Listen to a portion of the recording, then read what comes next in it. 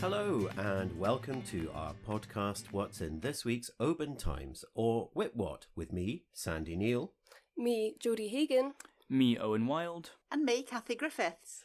We're here to give you a little insight into some of the stories from Scotland's glorious West Coast this week. You can read all the stories and lots more online by going to westcoasttoday.co.uk or by picking up a printed copy in newsagents, supermarkets and petrol stations. First up, Jodie, what news have you been working on this week? Well, a tourist retracing his late father's footsteps has discovered a small part of an aircraft on Kerrera, believed to be from a crashed World War II Sunderland. Rod Hodgkinson's father was a pilot on flying boats in the war and was stationed in Oban. You can read about his amazing story and Rod's discovery in this week's paper. Oban composer James Gray is on a high note after being nominated for a prestigious award for his work on a Channel 4 series featuring Alan Cumming. Good luck at the awards ceremony on Friday, James. Big Bike Weekend rolled into Oban last weekend and hundreds of cyclists were riding high after the packed programme of activities which included lead rides, races and an impressive pop-up bike park at Atlantis. Read more about that in this week's paper or online, and keep your eyes peeled for more photos of the event to come. Also in this week's paper, thousands of festival goers flocked to Isla's annual festival, and the pictures of the amazing costumes on show at the opening parade are enough to put a smile on anyone's face. Thank you very much, Jodie. Well, just as a wee reminder, you can contact us with your stories by emailing editor@obantimes.co.uk, calling us on 01631 568 000 or by messaging us on our social platforms. Owen, what stories have you been looking into? Thank you, Sandy. Well, Salen Pier on the Isle of Mull has officially relaunched after a major refurbishment, celebrated with ribbon cutting and prize draws on Friday. Mull's new bespoke aquarium project has been shelved, as costs rise and funding becomes harder to come by. The Tobermory Harbour Association has said, however, that if demand is strong enough, they could have another look at the project in the future. A volunteer duo is cycling from Campbelltown to Oban starting this Friday in a sponsored challenge to raise funds for the Dove Centre. And finally from me, you can go from www.westcoasttoday.co.uk to watch as the PS Waverley made her first landing at Salen Pier last week. I was lucky enough to be on board for the occasion, and what a trip it was. The Waverley really is as special as they say. Wow, thank you very much, Owen. Kathy, what have you got for us?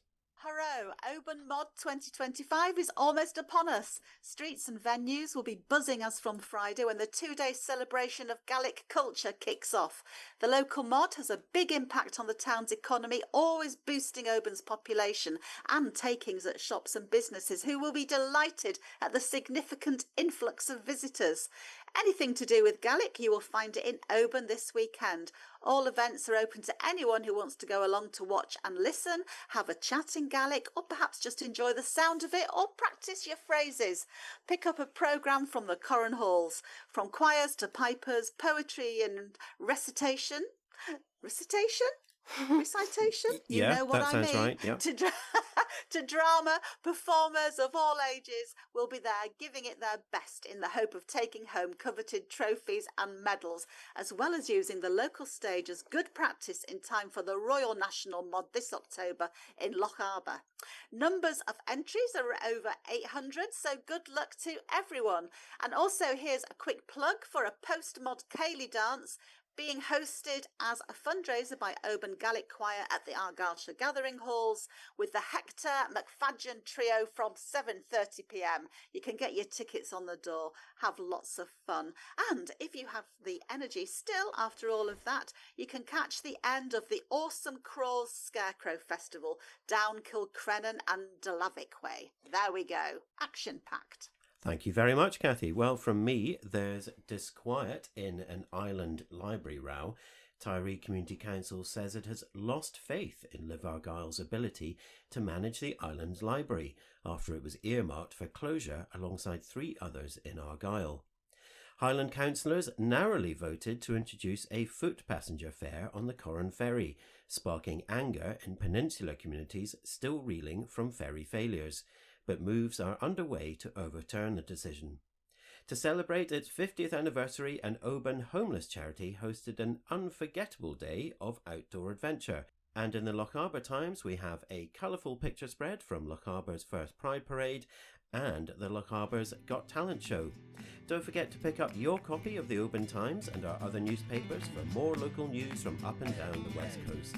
Or you can find all the stories and many more online at www.westcoasttoday.co.uk. So with that, it's goodbye from me, Sandy Neal. Goodbye from me, Jodie Hagan. Goodbye from me, Owen Wild. And goodbye from me, Kathy Griffiths. Bye. Bye.